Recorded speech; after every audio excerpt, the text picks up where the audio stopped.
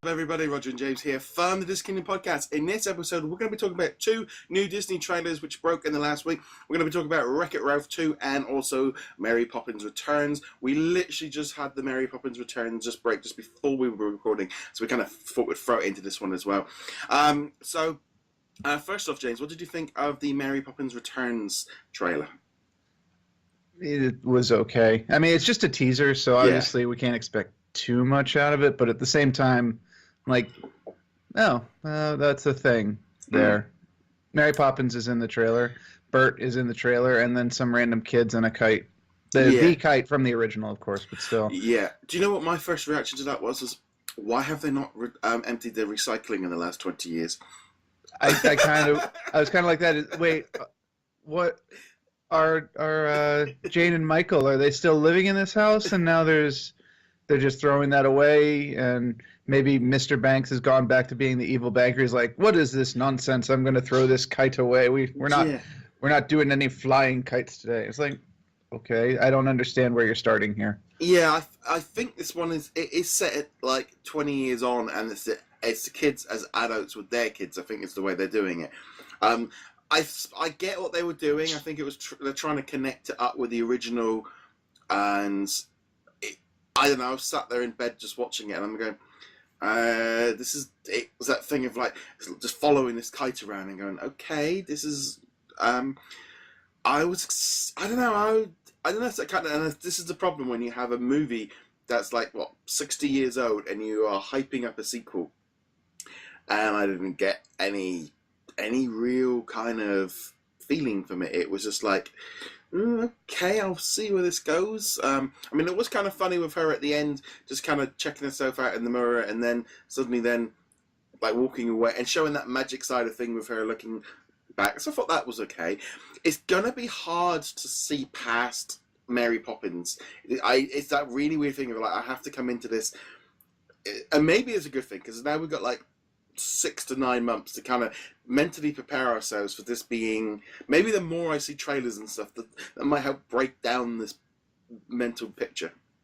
See, I had less of a problem with Mary Poppins, or I think it's Emily Blunt as Mary Poppins, than I did with Bert, because at least Emily Blunt looks sort of like Julia Roberts did, or Julia Roberts, Julie Andrews. A pretty woman. Yeah, wrong movie. I can at least see they have a very similar appearance between the two, whereas Lin-Manuel and Dick Van Dyke have very, very different appearances, which isn't to say, I don't think Lin-Manuel is going to do a bad job or anything. In fact, he'll probably be a much better musical act, considering that's what he does. But he's not actually. I just double checking there. He's actually Jack. He's not. He's not. Okay, that actually makes more sense. Yeah. Though Dick Van Dyke is actually in it as Mr. Dawes Jr., the retired chairman of the bank, so he is going to be in it. But yeah, so he's not actually playing Bert, so that might be a good. Actually. Yeah.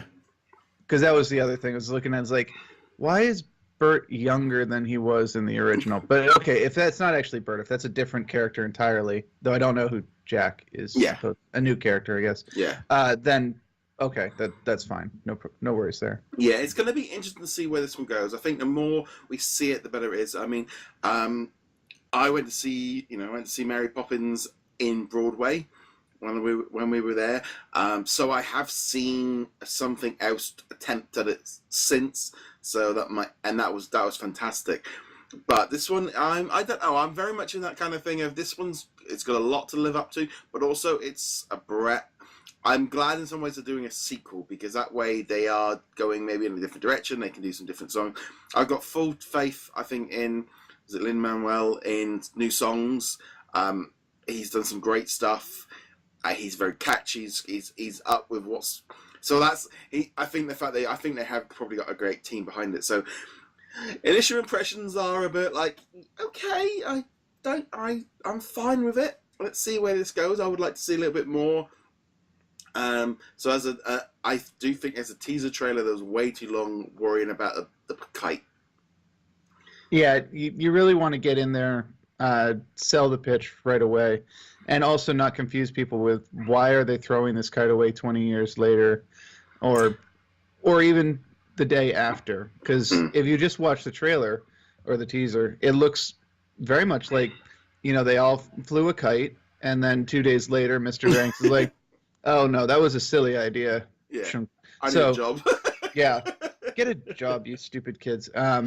So we'll see. Yeah. Obviously, Disney has to be well aware that with a beloved title like this, scrutiny is going to be massive on it. So it's strange as well because they've left it for so long, and Disney haven't really left. There's very little else that they've kind of left untouched for that long, without reboots, sequels, or anything like that. So this one is one of those situations where they really have left it for such a long time. And they're going to have to also face the problem of, do we need a Mary Poppins sequel? Yes, I realize there are multiple books that go off in all different directions, but ultimately, when you're dealing with a classic, you have to be able to say, yes, we had a legitimate story to tell. It builds on the original. It, is something that we needed to tell, rather than, oh, well, we realize Mary Poppins is very popular right now because we had Saving Mr. Banks a couple years ago, anniversaries, etc. But I don't know. It has to be better than a good movie to justify its existence. So we'll see what happens. We'll have to see. So now we're going to shift gears. And we're going to go over to Wreck-It Ralph 2, Ralph Breaks the Internet, which we also saw the trailer for, which we saw kind of them see where they plugged the modem into the arcade and they all escaped out onto the internet. And we got to see Wreck-It Ralph kind of just force-feeding a bunny and then explode. And yes, I will be honest, this trailer, I've been a little bit iffy on this one because of it going out onto the internet. Because I love Wreck-It Ralph because of loving video games and its interconnection with the video games. So this whole thing about going out online, and I've been hearing stories about like tying up with my Disney and Google and eBay and all. It's like, well, I like this was the video game movie for me. This is like, please don't turn it into us. So I'm glad they kind of incorporated that into like the current video games of what a lot of the kids are playing. Like, so I did think that worked very well, and that helped ease the feeling of like, oh, this is a video game. Yeah, and the mobile game or the tablet game that they included, of course, helps with that. But I definitely think that this is going to be more of a general, the internet is a crazy, silly place. All these funny things happen online. Look at the fashion bloggers. Look at the game bloggers. I am expecting that there will be many jokes about, stuff like this, actually. Podcast bloggers, culture sites, Reddit, etc. And, we'll see how they do with those. They could be very funny. They could also be very tone deaf. So we'll see which way they go. The other thing of what I am a little bit more issue with this is how much of this is going to date badly. That's my other issue. That's definitely a problem, potential problem, we should say, because the culture of now is very specific to this time frame.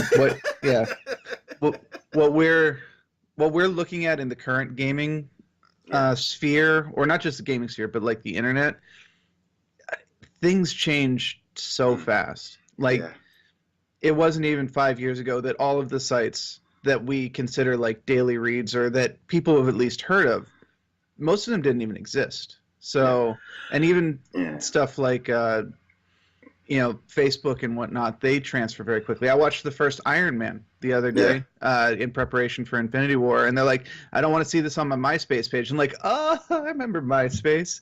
And wasn't that in like, I remember when did it, it was more about showing, that was about trying to date it at the same time. That was, I think, it was that kind of weird thing of trying to date it. Yeah, it kind of was, but at the same time, it's like, it just shows how quickly things can change. Yeah, I think if they keep to like eBay, Amazon, Google, they will probably be kind of all right because they've been around a long time. But as a trailer, I'm looking forward to it. I love Wreck-It Ralph. I think that there was a trouble of that being retro, being a gamer thing, and being gamers. That's what we loved about it, and it's that thing of like, it's almost, again, it's that feeling again with Disney of going, hey, it's video games. We don't really know what to do with it, so let's move it along. Yeah, although I will grant you, I did legitimately laugh out loud when the payoff for the joke with the mobile game came. I am a little bit worried about that. I hope we didn't just see like one of the funniest scenes in the movie or whatever. But having seen the preview at D23 last year, I realized there are other funny bits coming. Some of them, as I've said on previous podcasts, are a little bit self-referential, a little bit self-deprecating. So it could end up being a Marvel version, or sorry, a Disney version of Shrek, where it's very funny in the moment, but a couple of years from now, you're like, there's that movie again. They're playing Smash Mouth All-Star again, blah, blah, blah, that kind of thing. So yeah, it's going to be interesting. Like I said, very, very interested in seeing where this one goes. I think I'm probably, it's an odd thing, actually. It's nice to have them coming like November, December. So we've got like 2 Disney movies coming right at the end of the year. We've also got the Nutcracker one as well coming just before that, which that it's quite nice as well, because those are definitely movies that I'll go take my wife to. Whereas things like Infinity War and Solo, my wife won't even. She's just got to that point now. You go and run on. It doesn't even. So that's kind of going to be quite nice to have them two there. I think Mary Poppins for Christmas Day, I think it is. That's going to be a big holiday movie if it's good, because that movie's it's probably going to take a lot of money that first week, but it's those opening reports. Because I think that's going to be a social media kind of. It'll either go big or it's going to go bad. I don't really know. It depends. I think for new kids, a new generation are going to look at it very differently to the older ones. Enough time's gone that, maybe you've got 15, 20-year-olds looking at Mary Poppins going, oh my God, this is so old. So they might not even like the original one because it's too old for them. And there are a lot of things in the original Mary Poppins that just don't make any sense anymore, just culturally. Yeah. But at the same time, it's kind of a perpetually nostalgic movie. It's a movie that any generation after it was made views it in that light, because my parents were like, this is a great movie, we need to show it to our kids. I'm sure when my sisters have kids, they'll be like, we've got to show this to our kids, kind of thing. And it'll just continue on like that.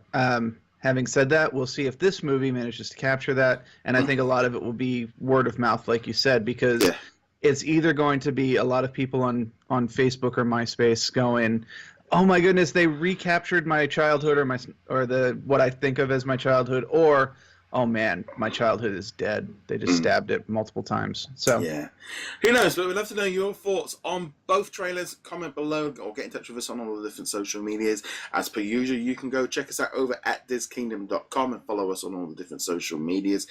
If you're listening to us on the audio platforms, make sure you subscribe there as well. As on YouTube, give us a thumbs up. And you can also check us out over at patreon.com/DisKingdom. Or if you help out for maybe $1 a month, you can help keep the lights on. And James, where can they find you? HeroicLegacy.com. And on that, guys, thank you very much for joining us. We'll be back soon. Later.